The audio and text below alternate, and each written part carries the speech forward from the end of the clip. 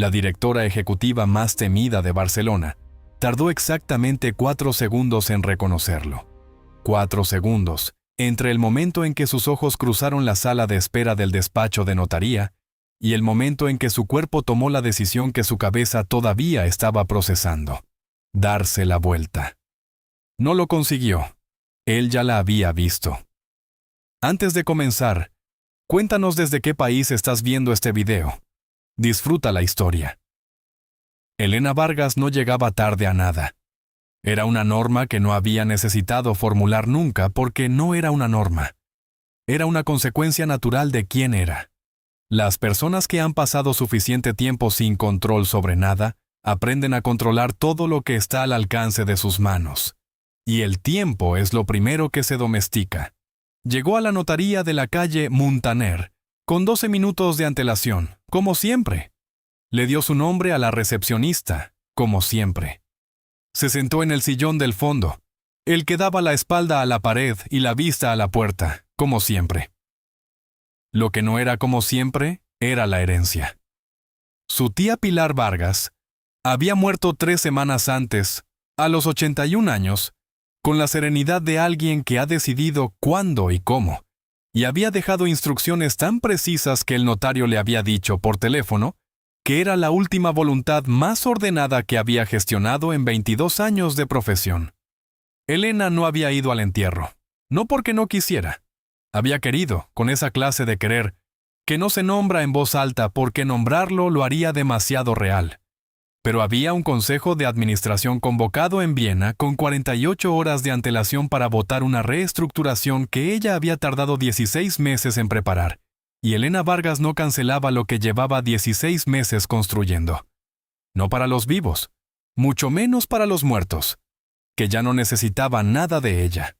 Eso se había dicho a sí misma en el taxi al aeropuerto, mientras miraba el teléfono y no llamaba a nadie. Se lo seguía diciendo 3 semanas después, en la sala de espera de la notaría, con la misma eficiencia con la que manejaba todo lo que no quería mirar directamente. Sacó el portátil. Abrió los informes de la integración vienesa. Empezó a leer. Fue entonces cuando la puerta se abrió. Lo primero que notó fue la manera de entrar. No era la entrada de alguien que conoce el espacio. Era la entrada de alguien que conoce todos los espacios. Esa forma de evaluar una habitación en 2 segundos, que solo desarrollan las personas que han aprendido, desde muy pronto, que cualquier lugar puede volverse hostil sin previo aviso. Era más alto de lo que recordaba, o quizá no. Quizá simplemente había olvidado cómo era de verdad, y había construido una versión más pequeña en algún rincón de la memoria, donde guardaba las cosas que no revisaba. Llevaba un traje oscuro, sin corbata, con la clase de corte que no grita dinero, sino que simplemente lo asume. Un reloj en la muñeca izquierda. Elena lo reconoció antes de reconocer su cara. Era el reloj de su tía, el Patek Philippe, que Pilar Vargas había llevado durante 40 años, que había heredado de su padre, que nunca se había quitado salvo para bañarse, y que Elena, de niña, había estudiado con la fascinación de quien contempla algo que claramente pertenece a un mundo distinto al propio. El mundo donde las cosas duran. Daniel Saura se detuvo a 3 metros de ella. Los 4 segundos pasaron. Elena no se dio la vuelta. «Hola, Elena». Su voz tenía la misma textura de siempre. Baja, sin rodeos. La voz de alguien que ha aprendido que las palabras cuestan y hay que elegirlas. Ella cerró el portátil con un movimiento preciso. Daniel. La recepcionista fingía mirar la pantalla con la atención de quien sabe que está en medio de algo que no le corresponde presenciar. No se habían visto en 11 años. La última vez había sido en el aeropuerto de El Prat, en una conversación que ninguno de los dos había planeado, y que terminó de una manera que Elena había pasado 11 años sin terminar de clasificar.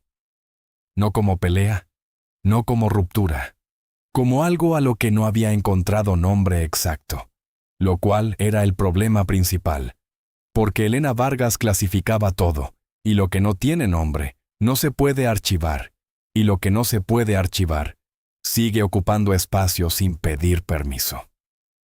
¿También estás aquí por lo de Pilar?, preguntó él, con el tono de quien hace una pregunta cuya respuesta ya conoce. Sí. Daniel asintió. Se sentó en el sillón que quedaba en diagonal al suyo, no enfrente ni al lado, con la distancia exacta de alguien que respeta un perímetro sin haberlo negociado en voz alta. Elena volvió a abrir el portátil. No leyó nada. Podía ver el reloj desde el ángulo donde estaba sentada. El mismo cuadrante blanco. Las mismas agujas doradas con esa inclinación característica que Pilar siempre decía que marcaba la hora con la elegancia de alguien que no tiene prisa porque sabe que el tiempo siempre llega. Fui al entierro, dijo Daniel, sin levantar la vista del teléfono. Lo sé. Una pausa. ¿Estabas en Viena? Sí. Ninguno de los dos añadió nada durante el tiempo que tardó la recepcionista en llamar a otra persona, en levantarse, en desaparecer por el pasillo del fondo. ¿Cómo está la empresa?, preguntó él al fin. Bien. He leído la integración austríaca. El Financial Times la cubrió bastante bien. El Financial Times cubre lo que vende. Tú también, dijo Daniel. Y no era una acusación. Era una observación con el tono de alguien que ha seguido una trayectoria desde lejos durante suficiente tiempo para conocerla bien. Elena lo miró por primera vez desde que había entrado. ¿Desde cuándo lees el Financial Times? Algo cruzó por los ojos de él. No una sonrisa completa. El principio de una. Desde que empecé a aparecer en él. El notario se llamaba Ferran Puig. Tenía 60 años. Y la expresión de quien ha visto suficientes herencias como para saber que el dinero casi nunca es el problema real. Los hizo pasar juntos porque la última voluntad de Pilar Vargas así lo requería. Eso en sí mismo ya era información. Pilar no había dejado una fortuna. Lo que había dejado era una casa en Cadaqués, la misma donde Elena había pasado los veranos de los 12 a los 16 años, antes de que el mundo se reorganizara de una manera que no había elegido. Una colección de libros con anotaciones al margen que el testamento describía como irreemplazables, aunque sin valor de mercado. Y el reloj. El reloj que ya no estaba en la muñeca de Pilar porque Pilar se lo había dado a Daniel Saura en persona, 3 meses antes de morir. Con una nota que el notario leyó en voz alta con la neutralidad profesional de quien sabe que las palabras de los muertos merecen ser entregadas exactas. Daniel. Este reloj lo llevé durante 40 años porque me lo dio mi padre el día que me dijo que las cosas que duran no son las que brillan más, sino las que aguantan mejor el peso del tiempo. Tú lo entiendes. Cuídalo. Y cuida también lo que sabes que tienes que cuidar, que llevas demasiados años sabiendo dónde está y sin hacer nada al respecto. Con cariño, Pilar. El notario dejó el papel sobre la mesa. Elena miraba el borde del escritorio. Daniel miraba el reloj. La casa, continuó el notario, pasando a la siguiente página con la eficiencia de quien sabe que el silencio es necesario, pero tiene una agenda. Se lega a Elena Vargas en pleno dominio, con una condición. Elena levantó la vista. ¿Qué condición? Ferran Puig encontró el párrafo. Que durante los primeros 30 días a partir de la firma de hoy, la casa no sea vendida, alquilada ni cedida, y que la heredera permanezca en ella un mínimo de 7 días consecutivos dentro de ese período. Una pausa. ¿En Cadaqués?, dijo Elena. En Cadaqués. No puedo pasar 7 días en Cadaqués. Tengo... Señorita Vargas. El tono del notario era amable pero firme. Si la condición no se cumple dentro del plazo estipulado, la propiedad revierte a la Fundación Vargas para su conversión en espacio cultural. Eran los deseos expresos de su tía. Elena cerró la boca.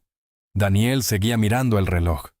Salieron juntos a la calle porque la puerta era una sola, y ninguno de los dos podía hacer que fuera de otra manera. Barcelona a las 11 de la mañana tenía esa luz de octubre que lo aplana todo un poco, que hace que los edificios de l'Eixample parezcan más grises y las personas más pequeñas de lo que realmente son. Tu tía siempre supo lo que hacía, dijo Daniel, parado en el escalón de la entrada. Mi tía era una manipuladora afectuosa. Sí, una pausa breve. Eran su mejor cualidad. Elena buscó las llaves del coche en el bolso con los movimientos de alguien que necesita hacer algo con las manos. ¿Tú vas a ir?, preguntó sin mirarlo. No me han legado nada en Cadaqués. Te ha legado el reloj con una nota que básicamente dice: haz lo que sabes que tienes que hacer. Una pausa. No hace falta ser abogado para leerla. Daniel la miró. Ese tipo de mirada que Elena recordaba y que había pasado 11 años convenciéndose de que era un defecto de la memoria. Que nadie miraba de esa manera en la vida real. ¿Me estás pidiendo que vaya? Te estoy describiendo lo que dice el papel. Encontró las llaves. Las sostuvo. Lo que hagas con esa información es problema tuyo. Se alejó hacia el parking sin mirar atrás. Daniel se quedó en el escalón con el reloj en la muñeca, y 11 años de distancia entre él y la acera donde ella acababa de desaparecer. Luego sacó el teléfono y canceló las reuniones de la semana siguiente. La casa de Pilar Vargas en Cadaqués era todo lo contrario de lo que Elena construía. No era imponente. No intimidaba antes de dar la bienvenida. Era blanca, pequeña para su precio, encajada en una cuesta con vistas al puerto, con una terraza de piedra donde la sal del mar había dejado su huella en cada superficie, y unos geranios que alguien, Daniel, descubrió Elena, al segundo día, porque Pilar le había dado un juego de llaves hacía años, seguía regando con una regularidad que no era la suya. Llegó un martes por la tarde. Había mandado a su asistente por delante para abrir y airear. Había traído el portátil, los informes de la integración del segundo trimestre, el teléfono cargado y la determinación de hacer los 7 días requeridos, como se hace cualquier cosa incómoda pero necesaria, con eficiencia y sin mirarlo demasiado. Lo que no había calculado era el silencio. No el silencio de quien ha vaciado un espacio de todo lo que podría importar. Era el silencio de una casa llena que su dueña ya no habitaba, las tazas de café todavía en el aparador, los libros con los marcadores a la mitad, las fotos en la pared con el polvo acumulado en los bordes de los marcos que nadie había limpiado porque nadie había estado allí para hacerlo. Elena se quedó parada en el centro de la sala durante un buen rato. No lloró. Nunca lloraba. O más exactamente, había aprendido tan bien cuándo no llorar que el mecanismo funcionaba solo, sin necesidad de recordárselo. Abrió el portátil. Buscó conexión Wi-Fi. La contraseña estaba escrita en un post-it pegado al router, con la letra de Pilar, Cadaqués para siempre 2019.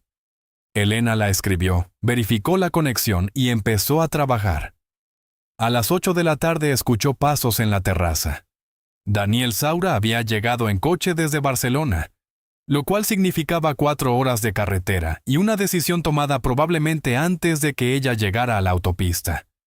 Llevaba una bolsa de viaje pequeña y una caja de madera plana que Elena reconoció antes de que pudiera evitarlo. Era la caja donde Pilar guardaba el dominó.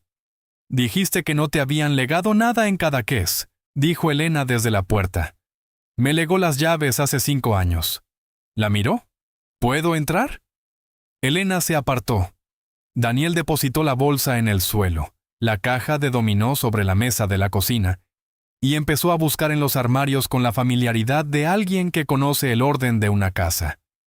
El café está en el segundo armario a la izquierda, dijo Elena sin moverse del umbral de la cocina. Lo sé. Una pausa, ¿quieres? Sí. Se sentaron en la terraza cuando el sol ya se había ido del todo, y las luces del puerto punteaban el agua oscura con esa irregularidad que tienen las luces de los sitios que no están diseñados para impresionar a nadie. El café estaba fuerte. Pilar siempre lo había hecho así. ¿Cuándo empezaste a venir?, preguntó Elena. A Cadaqués. Después. Daniel sostuvo la taza con las 2 manos. El primer verano después de que te fueras a Londres. Vine a ver a Pilar porque me pareció que era lo correcto y me quedé 3 días porque ella no me dejó irme antes. Una pausa. ¿Y luego? Luego cada año, a veces más. Miró el puerto. Pilar era fácil de querer. A mí no me resultaba fácil, dijo Elena, y había en su voz algo que no era frecuente en ella, la textura de algo sin pulir. Lo sé. Una pausa. Creo que por eso te quería tanto. El agua del puerto sonaba despacio contra las piedras del muelle.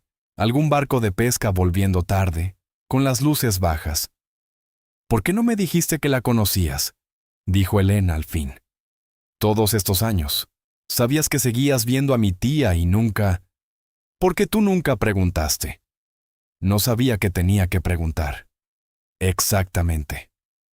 Elena dejó la taza en la barandilla de piedra con más cuidado del necesario. Eso no es justo, Daniel. No. Lo dijo sin ironía. Pero es lo que hay. Tardaron 2 días en llegar a la conversación real. 2 días en los que coexistieron en la casa de Pilar con la eficiencia incómoda de 2 personas que conocen el espacio del otro, sin haberlo negociado. Elena trabajando en la mesa de la sala por las mañanas, Daniel leyendo en la terraza o caminando por el pueblo. Los dos en la cocina a mediodía con el tácito acuerdo de no interferir. Las tardes largas de octubre, en las que la luz se quedaba más tiempo del esperado, y era difícil justificar el portátil. La tarde del tercer día llovió. Una lluvia mediterránea de octubre, brusca y sin aviso, que en 20 minutos había convertido la terraza en algo inhabitable, y los dos dentro, con la caja de dominó sobre la mesa y sin excusa para no abrirla. Jugaron durante 1 hora. Elena ganó 3 partidas de 5. «Sigues haciendo trampa», dijo Daniel. «Sigo contando fichas. No es trampa, es atención. Cuando tienes 16 años y le ganas al padre de tu amiga 3 partidas seguidas en Navidad, es trampa. Cuando tienes 16 años y llevas 3 horas sin que nadie te hable, aprendes a prestar atención a lo único que hay disponible». El silencio que siguió tenía una calidad distinta. Daniel ordenó las fichas despacio, sin mirarla. «¿Por qué nunca me dijiste que esos años fueron así?» «Porque tenía 16 años. Y no tenía vocabulario para eso». Una pausa. «Y porque tú eras el hijo de la familia que me acogió cuando la mía se desintegró, y no me parecía correcto quejarme de la mano que te da de comer aunque la mano a veces no sepa que aprieta demasiado». Daniel dejó la última ficha sobre la mesa. «Mis padres te querían, Elena. Lo sé. Y era verdad. Pero querer a alguien y entender lo que necesita son cosas distintas. Yo necesitaba que alguien me dijera que lo que sentía era real, no que lo que tenía era suficiente». Pausa. «Tu madre era muy buena convirtiendo las cosas difíciles en suficientes». Afuera, la lluvia seguía golpeando los geranios que Daniel había regado 3 días antes. «¿En el aeropuerto?», dijo él, con la voz de quien ha esperado el momento exacto para decir algo que lleva demasiado tiempo sin decir. «Te dije que podías quedarte, que había sitio, que no tenías que ir a Londres a demostrarte nada, porque ya lo sabía yo». «Lo recuerdo. Y te fuiste de todas formas». «Sí». «¿Por qué?». Elena miró la caja de dominó durante un momento. «Porque si me quedaba por lo que me dijiste, habría sido tuya». Una pausa. «Y necesitaba ser mía primero. Necesitaba saber que lo que construyera era mío aunque no tuviera a nadie mirando, aunque no tuviera a nadie esperándome». «Te estaba esperando». «Lo sé. Y había algo roto y entero al mismo tiempo en cómo lo dijo. Eso era exactamente el problema». Daniel no respondió de inmediato. Fuera la lluvia empezaba a calmarse con esa forma que tiene la lluvia mediterránea de retirarse tan deprisa como llegó, sin pedir disculpas. «El reloj», dijo al fin. «¿Qué pasa con el reloj?». Él lo miró en su muñeca, lo desabrochó con los movimientos precisos de quien sabe que lo que van a hacer no tiene vuelta atrás. Lo dejó sobre la mesa entre las fichas de dominó. «Pilar me lo dio en persona hace 3 meses. Vine a verla porque ella me llamó y me dijo que tenía algo que darme, y que no podía mandarlo por correo porque algunas cosas no se mandan». Elena miraba el reloj. «Cuando me lo puso en la muñeca me dijo, He tardado 40 años en entender que las cosas que valen no son las que brillan, son las que aguantan. Una pausa. Y luego me dijo que tú ibas a heredar la casa, y que si yo tenía algo de sentido común, sabría qué hacer con esa información. Mi tía, dijo Elena, era una manipuladora afectuosa. Ya lo dijiste antes. Es que sigue siendo verdad. Algo se movió en la cara de él. No una sonrisa todavía. El espacio justo antes de una. Elena, llevo 11 años leyendo cada artículo que publican sobre ti, cada fusión, cada adquisición, cada vez que el Financial Times o el 5 Días o cualquier otro menciona tu nombre. Una pausa. No porque sea un accionista interesado, porque eres la persona más brillante que conozco, y porque ver cómo construyes cosas desde lejos es lo más parecido a estar cerca que me has dejado tener. Elena no movió los ojos del reloj. Eso es, dijo con cuidado. Una cantidad considerable de años para no decir nada. Sí. ¿Por qué ahora? Porque Pilar murió y la casa es tuya, y el reloj es mío. Y estamos sentados en la cocina de la mujer que nos quería a los dos lo suficiente como para montar todo esto desde la notaría. Pausa. Y porque ya tengo 42 años, y me estoy quedando sin excusas que tengan sentido. El último rastro de lluvia golpeó los cristales de la ventana, y se fue. Elena extendió la mano sobre la mesa, no hacia el reloj, hacia él. Daniel la miró durante un segundo. Luego puso su mano sobre la de ella. 6 meses después, la casa de Cadaqués seguía siendo de Elena Vargas. No la había vendido. No la había alquilado. Había contratado a alguien del pueblo para mantener los geranios y había cambiado la contraseña del Wi-Fi a algo que solo 2 personas conocían. La integración austríaca cerró con los mejores márgenes de la historia de la empresa. Los analistas del sector la citaron como ejemplo de liderazgo sostenido bajo presión. Elena leyó los informes en la terraza de Cadaqués un sábado de abril, con el sol dando en el agua del puerto y los pies descalzos sobre la piedra caliente.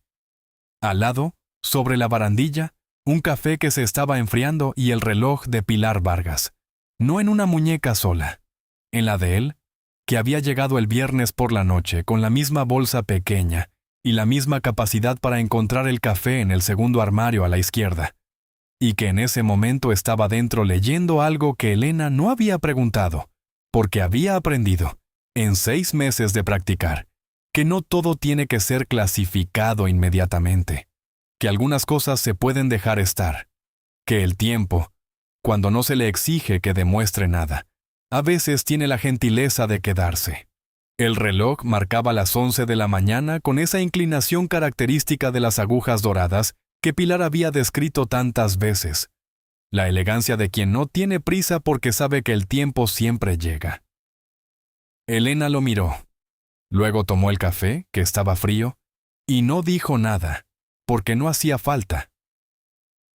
¿Crees que Elena hizo bien en irse a Londres aquella vez, aunque eso significara dejar atrás a Daniel? ¿O fue el precio necesario para convertirse en quien necesitaba ser? ¿Y Pilar? ¿Y Pilar?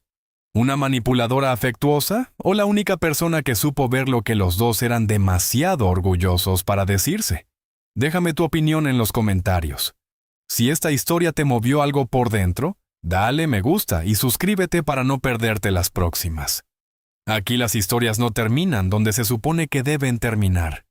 Terminan donde les toca.